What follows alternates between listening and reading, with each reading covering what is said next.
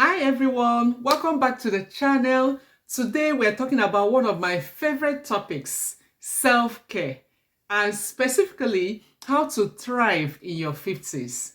Now, I know what you're thinking. Self-care isn't that bubble baths and candles. Well, yes, but it's so much more. And in your 50s, self-care is about feeling great from the inside out and really thriving at this stage of life. I've got 10 simple self-care practices that have helped me not just survive, but actually thrive after hitting the big 5-0. My name is Dr. Adeze Ifezulike. I'm a lifestyle medicine physician and also a GP.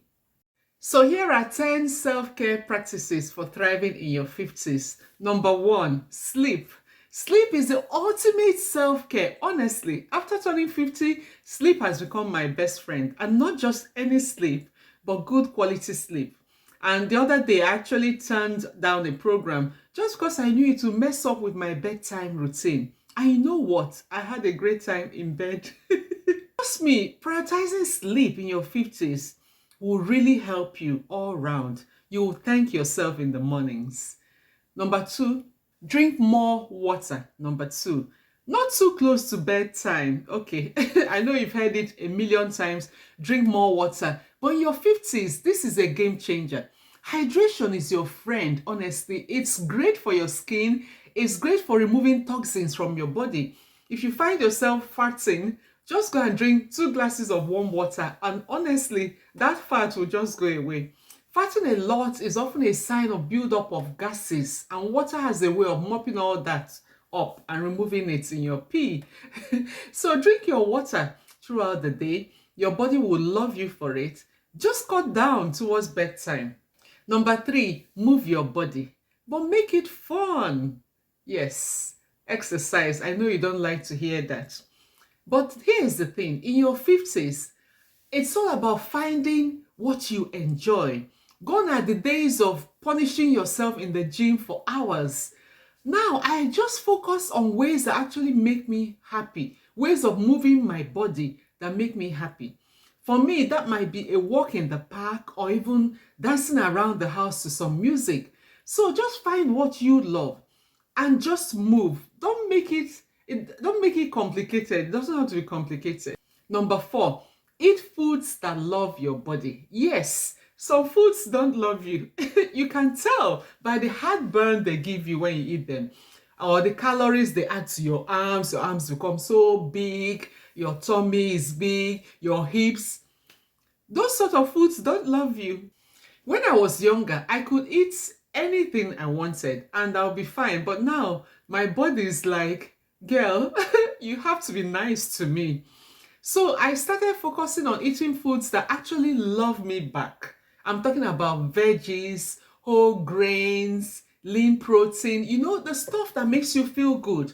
But don't get me wrong, I still enjoy my treats. It's all about balance, right? It's, I think the mantra, the best thing will be eat healthily most of the time and treat yourself when you need it. Number five, make time for friends, especially the ones that make you laugh, not the ones who only love to repeat the sad things that happen to them. Self-care isn't just about what you do for yourself, it's also about who you spend your time with. In my 50s, I've learned that spending time with people who make me laugh, you know, they make me laugh until my sides hurt. It's some of the best self-care you can get. My sister is a good friend. When I call her, we gist and laugh for so long. Such people leave you with a good feeling. It doesn't mean we don't have our challenges, but we prefer to prioritize what makes us happy than talking about what doesn't. Each time you talk about the terrible things that happened when you were a child, how you were abused, how this one happened, that happened, guess who is reliving all that again? And guess who is suffering? You're the one agitating your system all over again. I sat at an event with a friend, and honestly, I felt pity for her because all she could talk about was the same incidences that happened to her. And I could see her suffering all over again as she retold the incidences. She's trapped in her past. She cannot see that by constantly repeating these incidences, she's actually trapped in them. We must learn to let go, forgive the past, and live. So make time for those friends, the ones who know how to bring out the best in you, because laughter is the best therapy. Number 6, say no without guilt. After 50, I realized that my energy is a precious resource and I'm not about to waste it on unnecessary things. The other day, someone asked me to help organize an event. I knew I didn't have the time nor the mental bandwidth. I just smiled and said, no, thanks. And guess what? The sky didn't fall. I didn't feel guilty. Saying no can be so empowering and is one of the best self-care practices I have personally adopted. Number 7, embrace rest and relaxation. Yes, you actually be more productive. I used to think that being busy was like a badge of honor. I'm busy. But now I know better. Rest is productive, people. Sometimes the best thing you can do for yourself is to take a break. Sit down and do nothing. Just meditate. I started scheduling down times. Yes, I have to actually plan for it. Otherwise, it won't happen. Sometimes I switch off my phone for hours and encourage myself to do other things, like reading a good book. Sometimes I just spend time watching a show I enjoy, or I just take myself out. Honestly, I feel like a new person by the end of any of that. So give yourself permission to rest. Your body and your mind need it. Number 8, pamper yourself and without apology. Self-care in your 50s also means treating yourself guilt-free. Whether it's a spa day or doing your nails or just taking a long bath, pamper yourself. It's essential. Honestly, I treated myself to a massage, and as the guy was massaging my body, I said to myself, why haven't I been doing this all my life? It's the little things that make a difference. So don't apologize for taking time to pamper yourself.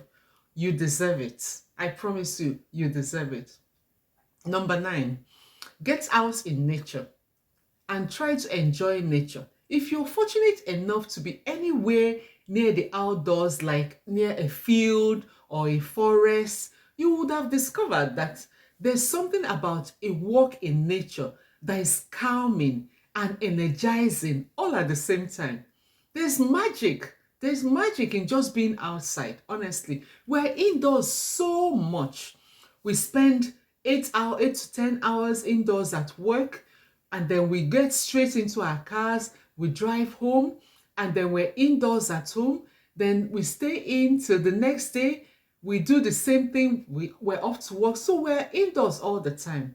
We never get to be outside properly because of our modern lifestyles. And it's such a shame. Being out in nature is a great self-care practice. You will get fresh air, you will get sunshine, and even a little peace. What's there not to like? Number 10, practice gratitude, even for the smallest things. Honestly, gratitude has been life-changing for me.